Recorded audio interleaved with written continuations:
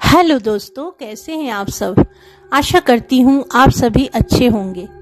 अलौकिक कहानियाँ के 12वें एपिसोड में आप सभी का स्वागतम। मैं रश्मि, मेरे साथ आप सुन रहे हैं अलौकिक कहानियाँ। तो चलिए दोस्तों, चलते हैं कहानी की तरफ। बिहार का एक छोटा सा गांव था दरियापुर, जहां आज भी सूरज ढलने के बाद एक बहुत पुराना घर था, जहां जिसके पास कोई भी नहीं जाता। कहते हैं वहां किसी जमाने में एक तांत्रिक रहा करता था, जिसका नाम था भोला तांत्रिक। लोग उसे बाबा कहते थे, लेकिन असल में वह काले जादू की साधना करता था। यह कहानी एक लड़के जिसका नाम आरव है, जिसने उस रहस्य से पर्दा उठाने की कोशिश की, और फिर जो हुआ वह उसकी जिंदगी का बहुत भयानक अनुभव था। आरव दिल्ली में पढ़ाई करता था। गर्मियों की छुट्टियों में वह अपने गांव दरियापुर आया। गांव के माहौल में अभी भी वही पुराना डर फैला था, खासकर उस पुराने घर को लेकर। उधर मत जाना बेटा, उसकी दादी ने कहा। भोला तांत्रिक की आत्मा आज भी वहां जिंदा है। आरव ने मुस्कुराकर कहा, दादी भूत वूत कुछ नहीं होता, ये सब दकियानुसी बातें हैं, जैसे कि आज के युवा पीढ़ी कहते हैं। दादी चुप हो गई, लेकिन उसकी आंखों में डर साफ दिख रहा था।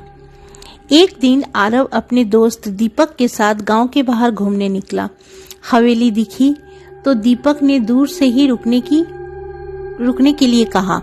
चलते हैं अंदर, आरव ने कहा। दीपक घबरा गया। नहीं भाई, सुना है वहां कोई दिखता है, हाथ में त्रिशूल लिए, आंखों से खून टपकता है। आरव हंसा और अकेली ही हवेली के दरवाजे तक पहुंच गया। दरवाजे पर एक लाल धागा बंधा हुआ था, जैसे किसी ने तांत्रिक विद्या से बांध रखा हो। जैसे ही आरव ने उस धागे को छुआ, एक झटका सा लगा। उसकी आंखों के सामने अंधेरा छा गया। उस रात आरव को नींद नहीं आई। हर बार आंख बंद करते ही एक काली आकृति दिखती, लंबे बाल, काले कपड़े और हाथ में एक कटा हुआ सिर। सुबह उठते ही उसका शरीर ठंडा था, आंखों के नीचे गहरे काले घेरे। दादी ने देखा, कांप गई। उन्होंने उसे गले में नींबू मिर्च बांध दी और गांव के पंडित को बुलाया। पंडित ने देखा और कहा, बेटा किसी बंधी हुई जगह को आपने छेड़ा तो नहीं। आरव ने कुछ नहीं कहा, लेकिन उसकी आंखें खुद बयां कर रही थी कि कुछ अजीब हुआ है। पंडित ने बताया, वह जो पुराना घर था पहले भोला तांत्रिक का था। उसने तांत्रिक विद्या से भैरवी साधना करने की कोशिश की थी, जिसमें इंसानी बलि दी जाती थी, लेकिन साधना अधूरी रह गई। उसने अपनी आत्मा को एक काले लोटे में कैद किया और मरने से पहले कहा, जो भी इस चौखट को छुएगा मैं उसकी आत्मा को अपना बना लूंगा। आरव को महसूस होने लगा कुछ उसके अंदर प्रवेश कर रहा है। रात को आरव अचानक चिल्लाते हुए उठ बैठा। उसके शरीर पर तांत्रिक चिन्ह उभर आए। उसकी आंखें लाल हो चुकी थी और संस्कृत में वह कुछ बड़बड़ा रहा था।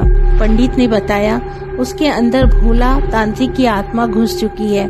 हमें उसे काले लोटे तक वापस पहुंचाना होगा, लेकिन वह लोटा तो हवेली के तहखाने में छिपा है। जहां कोई गया तो वो जिंदा नहीं लौटा।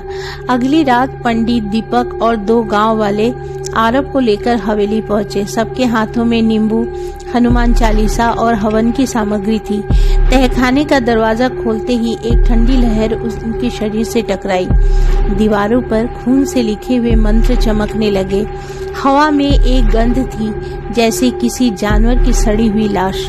तहखाने के एक कोने में काला लोटा रखा था, जिसके ऊपर सफेद कपड़े में लिपटा सिर रखा था, शायद किसी इंसान का था। जैसे ही पंडित ने हवन शुरू किया, आरव जोर जोर से कांपने लगा। तुम सब मर जाओगे, यह शरीर अब मेरा है। पंडित ने मंत्रों की गति और तेज की। दीपक ने हिम्मत करके काले लोटे को उठाया और हवन में डाल दिया। अचानक आग की लपटें आसमान तक उठी। आरव जमीन पर गिर पड़ा। उसका शरीर मरोड़ खाने लगा। उसके मुंह से काला धुआं निकलने लगा और हवा में विलीन हो गया। सब कुछ शांत हो गया। आरव की आंखें खुली, वह होश में आ गया, लेकिन उसकी याददाश्त कुछ हद तक मिट चुकी थी। हवेली के दरवाजे को फिर तांत्रिक धागों से बांध दिया गया। लेकिन गांव वाले जानते थे जो कुछ वहां छूटा वो पूरी तरह गया नहीं है। आरव आज भी कभी कभी रात को चिल्लाता है, मत जाओ वहां पर, चौखट के उस पार कभी मत जाना। तो दोस्तों, ये था एक हॉरर स्टोरी, एक काला जादू के ऊपर ये स्टोरी मैंने आपसे शेयर किया। कहानी पसंद आए तो प्लीज एक छोटा सा लाइक करके मेरे चैनल को सब्सक्राइब कर